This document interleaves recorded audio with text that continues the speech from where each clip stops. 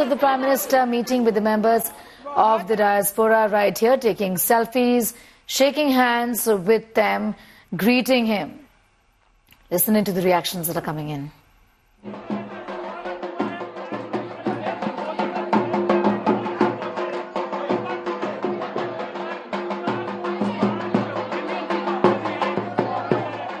These are pictures of the Prime Minister interacting with the diaspora in Delaware.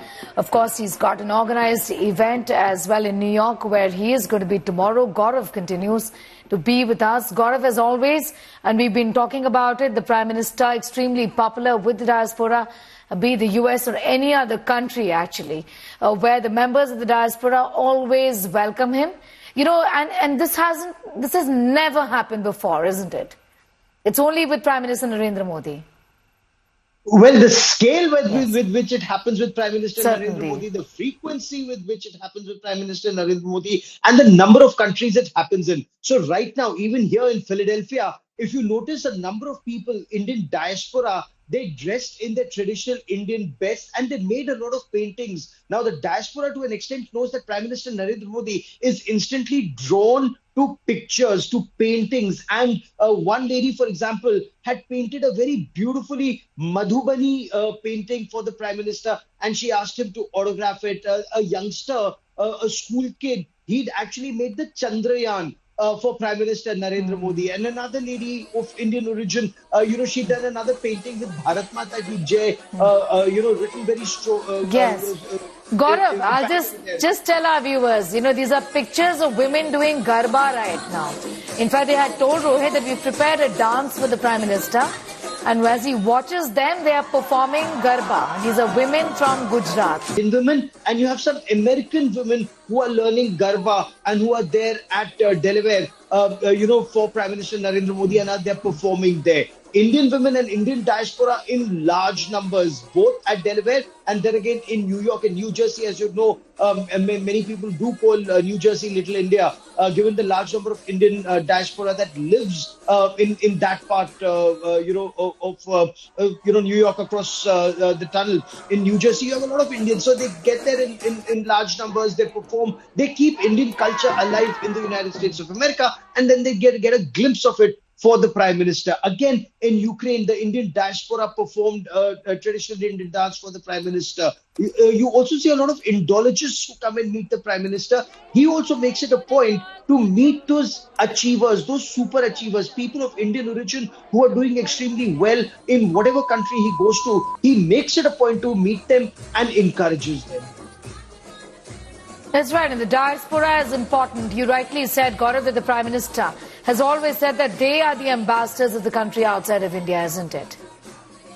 They truly are. They are the human bridge. They are the ambassadors of India in those countries. And the fact that India is looked at with a lot of respect. What are Indians seen as anywhere in the world in today's day and age? That they're techies, they're very good in science and technology, that they're very intelligent, that they're very hardworking, they're very laborious. Compared to a lot of people from the neighborhood, India's neighborhood, who have a very bad reputation overseas. So Indians are always welcome. People from the neighborhood, India's neighborhood, may not be as welcome in several countries in the world. And that is because when Indians go and live in a country, they contribute very positively to their economy, to their society. They mingle very well and they never create trouble in those countries. And this is something that the Prime Minister has often spoken of when he goes to those countries, whether it's in the United Kingdom. And you're well aware, Sneha, that in his first tenure, we had a huge event in New York called at the Madison Square Garden.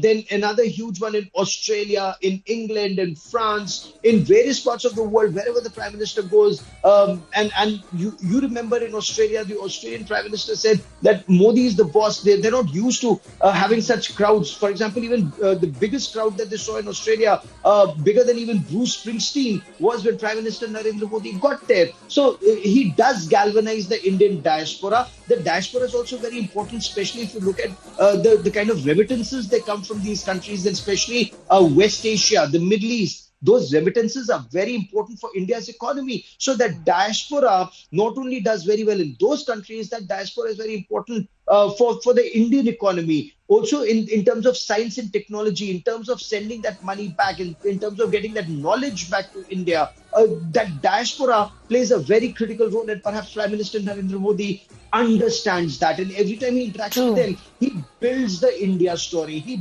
builds India as an emerging world power story. And that's very heartening to hear across the world. Well, absolutely.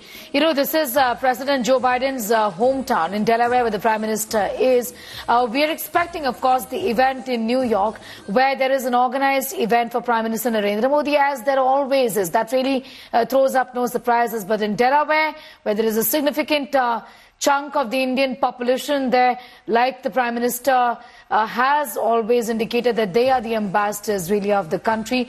You know, many people say that these are the people, these Indians living outside of India are really the secret weapon of the Prime Minister, because they, in fact, he enjoys their trust. And not just the trust, but the love and the respect. And that, I think, is always on display, no matter where the Prime Minister goes. Gaurav, you know, in the year 2015, when the Prime Minister was in China, where I was covering him, he was in President Xi's hometown in Xi'an. And one wouldn't expect Indians to be there, but they were, and in large numbers. So they, of course, welcomed him in Beijing, in Shanghai, but they also welcomed him in Xi'an. Just, it's mind-boggling where Indians are, isn't it? There also is something that we need to talk about, but let's leave it at that for the moment. We'll talk about the diaspora and their presence just all over the world in a moment from now.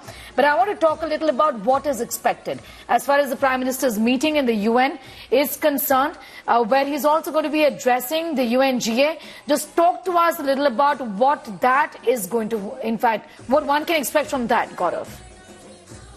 So, Sneha, the UN address of the Prime Minister is very interesting. It's the summit of the future. How do you see this world emerge from the current crisis the world is in? And what is it that world powers can do together?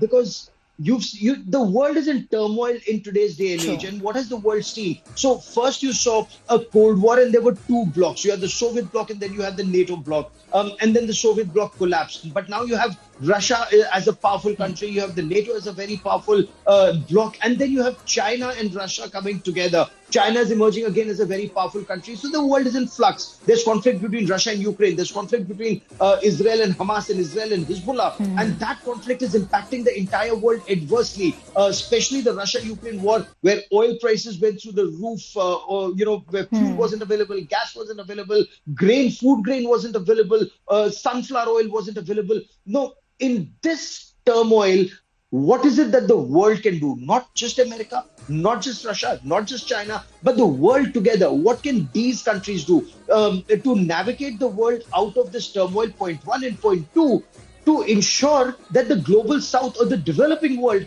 is not ignored. Because, you know, when you have a G7, they'll talk shop, and they'll only talk about what the rich European economies or the rich economies of the world and the United States, how do they come up and what do they do? It's all about them.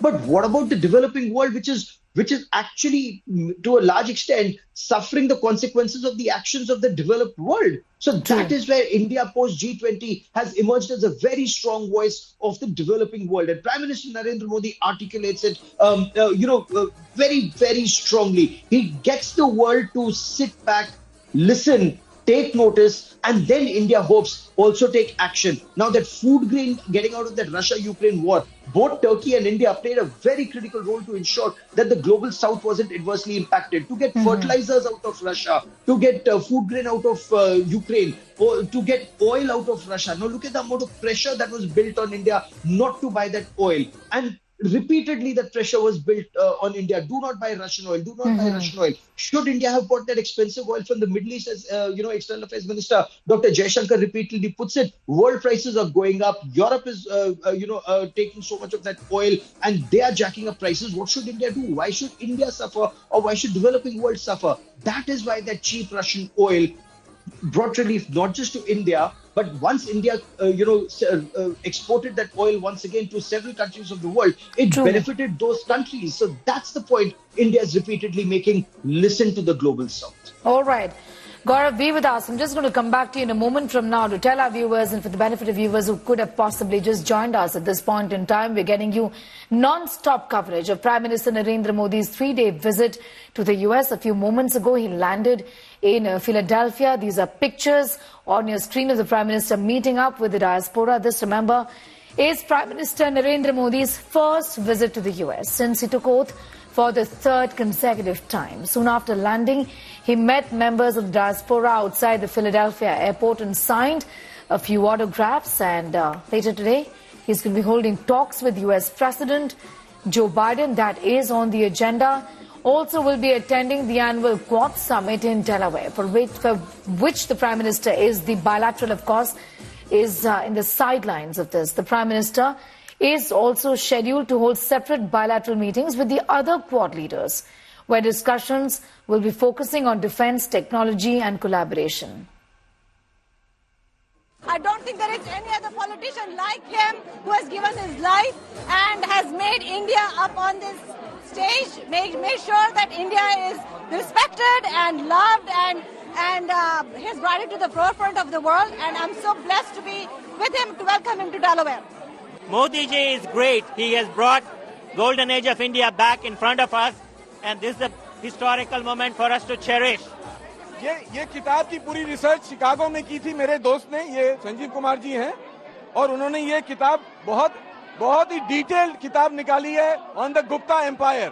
Modi ji ने ये 2018 में launch करी थी. ये second edition वो आज sign करके गए हैं, तो ये उनके सिग्नेचर हमने लिए. And we are so proud because this brings out the history of the Chandragupta and the entire empire of the Gupta, so the golden age of India. Modi का हार्दिक स्वागत करने के लिए यहाँ पे उपस्थित रहे हैं, और मोदी जी ने सबको बहुत ही रिस्पेक्टफुली हाथ मिला के बहुत ही अभिवादन दिया. उसके लिए हम उनके धन्यवाद प्राप्त करते हैं.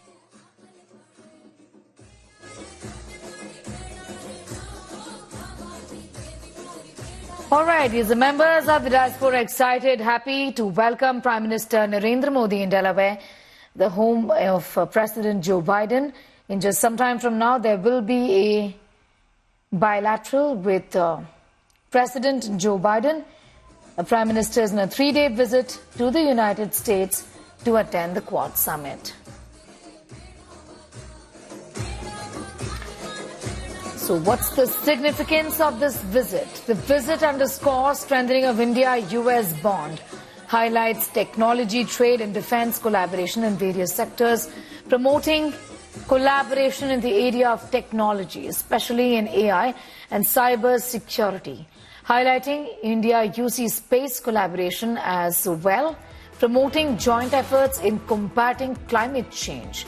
The focus on geopolitical interest, especially the Indo-Pacific region, engagement with the Indian diaspora. Also engagement, like I said, with the diaspora, and that really is on the agenda, and that, of course, holds a great deal of significance when it comes to these visits of the Prime Minister.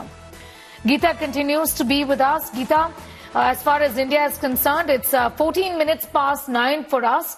Give us a sense of what time is the bilateral with President Joe Biden, and what after that, once again, for our viewers. Well, it's not so long from now that we will be seeing the bilateral, the Quad Summit that will take place, and it's the Quad Summit. The entire events for Prime Minister Narendra Modi will begin with the Quad Summit, followed by bilateral meetings on the sidelines of the Quad Summit with various with all the other 3 leaders.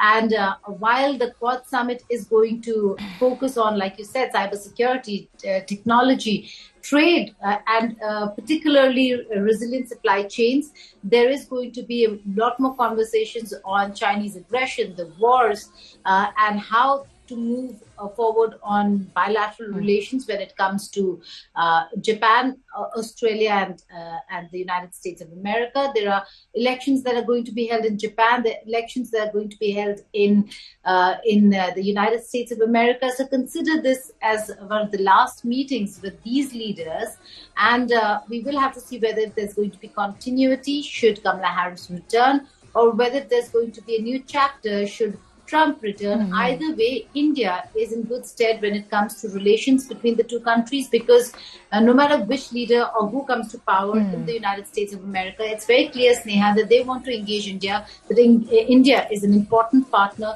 for the United States of America at this point in time. Well, absolutely. We have pictures of the Prime Minister interacting with members of the diaspora. Of course, this was organized in Delaware. Geeta, the big event in New York, where I understand that there are going to be around 400 artists or so who would be performing. Just talk to us a little about that, because, you know, each time the Prime Minister steps out of the country, there are obviously huge concert-like events, isn't it? Well, absolutely. This time around also, it's going to be a massive event.